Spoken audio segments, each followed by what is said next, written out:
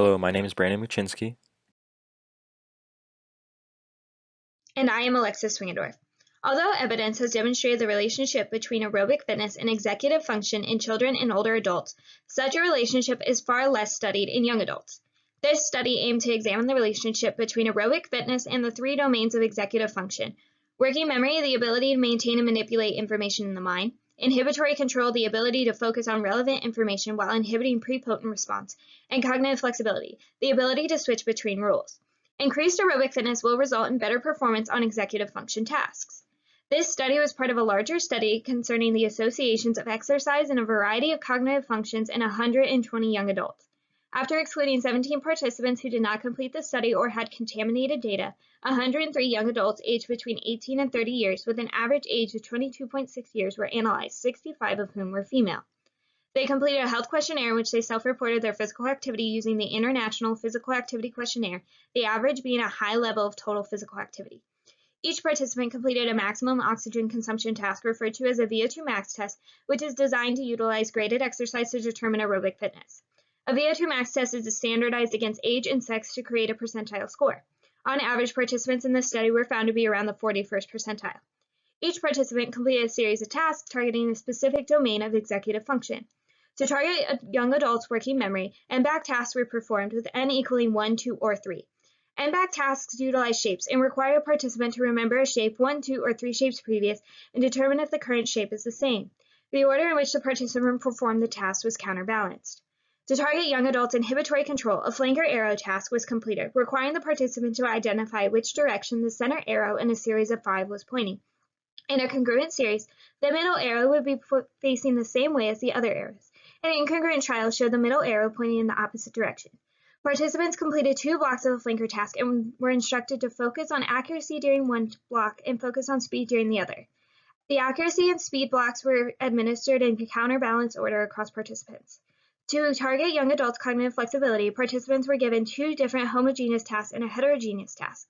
A homogeneous task introduced a single rule for the participant to remember, either determining whether the number was less than or greater than 5 or if the number was odd or even.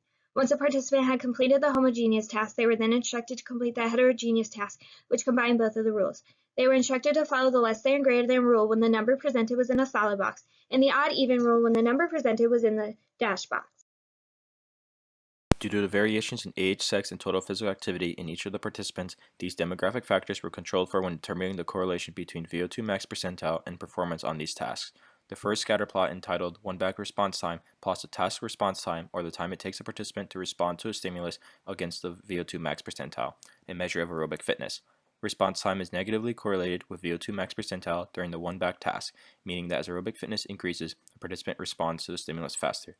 The second graph, entitled Two Back Response Accuracy, plots the response accuracy during the two back task, or the percent correct against the VO2 max percentile. This shows a positive correlation, meaning as aerobic fitness increases, the percent correct on the two back task also increases. The remaining scatter plot plots the response accuracy local cost in a heterogeneous task against the VO2 max percentile. Local cost is the difference in score between the accuracy of the non-switching and switching conditions during the heterogeneous task, reflecting the cost and cognitive flexibility. Smaller costs reflect better cognitive flexibility. There is a negative correlation between local cost and VO2 max percentile, meaning that as VO2 max percentile increases, local cost decreases. The results of this study suggest that increased aerobic fitness is related to improved executive function performance in young adults. Given that an increase in aerobic fitness was associated with improved response time in the one-back task and response accuracy in the two-back task, it can be inferred that aerobic fitness is beneficial for working memory. The three-back task performance showed no significant associations with aerobic fitness, likely because the demand on working memory may have been too high. Increased aerobic fitness benefits cognitive flexibility in young adults as shown by the associated decrease in local cost. There were no significant associations demonstrated for the flanker tasks and may reflect that inhibitory control in young adults may be insensitive to aerobic fitness.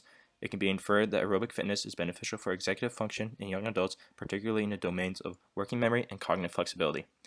The findings of this study are limited because they do not demonstrate the cause and effect relationship between aerobic fitness and executive function.